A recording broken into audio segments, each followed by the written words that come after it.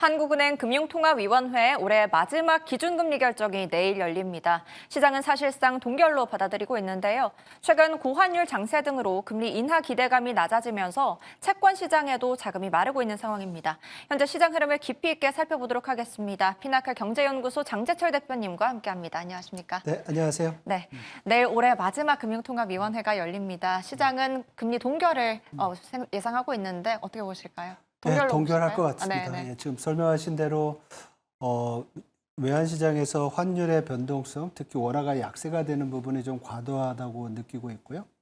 그런 다음에 사실 지난 3분기까지 우리 한국 경제 성장률이 그렇게 나쁘지 않았어요.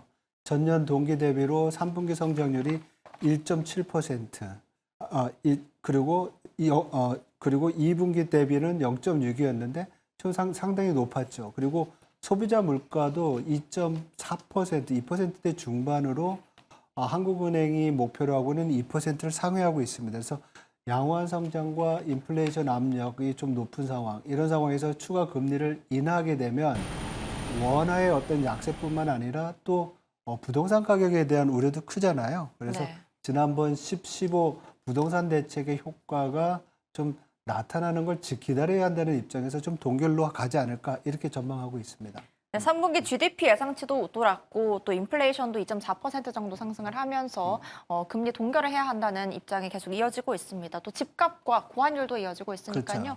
네, 그런데 금리 인하 기대감이 낮아지면서 채권 시장에서도 돈이 마르고 있습니다. 현재 채권 시장에서 얼마나 돈이 이탈한 것인지 우리가 걱정해야 할 정도인지 그리고 그 돈은 어디로 갔는지 궁금합니다. 예, 지금 보면 11월 달 중순까지 약 한 채권 선물 쪽에서 4조 원 정도 나갔다 그래요. 10월 달에 잠깐 또 매입이었는데 9월 달에도 8조 원 정도가 또 매도가 됐었거든요. 그래서 채권 시장에서의 자금 이탈이 나타나고 있는데 이러한 것은 우리가 지금 얘기했던 것처럼 12월 달에 이번 달 내일 있을 금통위에서 금리가 동결될 거라는 그런 전망도 있었고요. 얼마 있었던 이창용 총재가 얼마 전에 외신과 이제 저 회담을 하면서 어쩌면 금리 인하를 안 할 수도 있지만은 여러 가지 상황을 봐가면서 향후에 통화 정책을 해야 되겠다는 그런 견해가 상당히 매파적으로 이제 보였다는 그런 판단이 있습니다. 그리고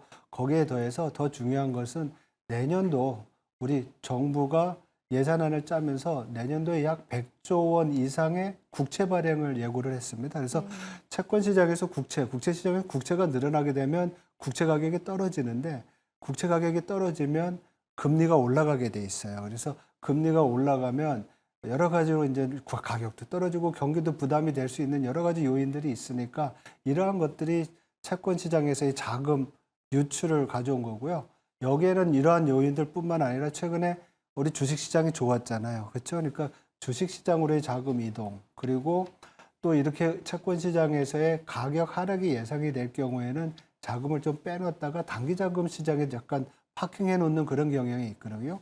그래서 이러한 요인들도 있었고, 대체 자산으로서 또 안전자산으로서의 금에 또 투자를 많이 했었고, 환율의 또 주요한 요인인 우리 서학개미들, 우리 개인 투자자들이 해외 투자를 많이 한, 그래서 채권 시장에서의 자금이 주식 시장이나 금 아니면 대체 투자로 가본 부분, 해외로 나간 부분, 이런 쪽으로 좀 머니 무브가 있었다. 이렇게 볼 수 있을 것 같습니다. 네, 또 이번 금리 결정 요인으로 고환율도 지목이 되고 있는데 구윤철 경제부총리 겸 기획재정부 장관이 오늘 정부 세종청사에서 외환시장 상황을 주제로 기자간담회를 열기도 했습니다. 고환율에 대해서 어떤 발언들이 좀 내놨을까요? 뭐 지금 사자협의체라고 얘기해서 보건복지부, 국민연금 또 정부 여러 가지 단체들이 모여가지고 외환시장 안정에 대한 이제 고민을 좀 하는 것 같은데요. 이거의 기본적인 그것은 뭐냐면 최근에 달러 원 환율의 상승, 원화 가치의 하락이 대외 증권 투자에 대한 그 수요가 많았기 때문에 달러가 마크로 나가는 데서 시작한 거거든요. 근데 지금 우리 국민연금의 자금, 기금 정도가 약 한 1,300조 정도 돼요. 근데 이게 앞으로는 3,600조까지 늘어난다고 하거든요. 이렇게 기금이 늘어나게 되면 해외로 나가는 그런 자금 그 수요가 많아지겠죠. 그만큼 달러 수요가 많을 건데 이거에 대해서 지금 고민을 하는 것 같습니다. 근데 더 중요한 것은 나갈 때도 문제지만 이게 어느 시점이 되면 밖에서 다시 들어와야 되거든요. 소위 이제 우리가 국민연금을 지금 계속 축적을 하고 있지만 어느 시점이 되면 이제 수입보다 지출이 많아지는 시점에서는 국민연금이 자산을 매각을 해야 됩니다. 그때 다시 외국의 돈이 한국으로 들어올 때 워낙 강세가 될 수도 있어요. 그러면 해외에서 그 수익들이 원화로 환산되면서 오히려 또 지금과 반대되는 현상이 일어날 수 있습니다. 그래서 이러한 여러 가지 단기서부터 장기까지 이런 어떤 타임 플랜에 대해서 국민연금과의 해외 투자에 대한 어떤 전략을 세우는 그런 계기가 된 것 같습니다. 네. 또 기획재정부와 복지부, 한국은행, 국민연금이 참여하는 사자 협의체 공식 출범을 했는데 아까 잠시 말씀해 주셨지만 국민연금을 직접 동원하진 않겠다라고 발언을 했거든요. 그렇다면 어떻게 할 것인지 그리고 사자 협의체 어떤 의미인지 한 번 더 포괄적으로 부탁드릴게요. 네, 지금 말씀드린 대로 사자 협의체는 국민연금의 기금이 늘어날수록 해외 투자가 늘어나니까 해외 투자가 바깥으로 나갈 때 우리 외환 시장에서의 변동성을 키울 것인데 그런 것들을 어떤 식으로 우리가 좀 줄일 수 있을까에 대한 고민입니다. 그래서 이미 국민연금과 한국은행이 가지고 있는 그 통화 수합, 그래서 서로 필요한 달러를 외환시장에서 바꾸는 게 아니라 가지고 있는 달러 기금에서 주고받는 그런 개념이거든요. 그리고 거기에 더해서 뭐 정부 기관이라든지 아니면 기업들로 하여금 해외에서 번 달러를 지금은 좀 유보를 하고 있는 부분이 있다고 하니까 그거를 외환시장에 공급하는 방안이 뭐가 있겠느냐. 그래서 이런 여러 가지를 지금 고민을 하고 있는 것 같습니다. 그렇지만 말씀하셨던 것처럼 만약에 국민연금이 직접 나서서 외환시장에 수급을 관리를 한다. 그런 어떤 조치를 한다고 하면 이거는 또 국민연금의 역할과 맞지 않는 것 같아요. 그래서 국민연금은 우리 국민들의 노후 그 생계를 보장하기 위한 기금을 안정적으로 또 수익을 최고화하는 그런 방향으로 나가야 하고요. 이러한 어떤 해외 투자나 이런 절차상에서의 문제가 생겼을 때 외환시장에서 특히 이런 부분은 좀 단기적으로 좀 조정하는 방안을 고민을 하는 그런 계기가 될 것 같습니다.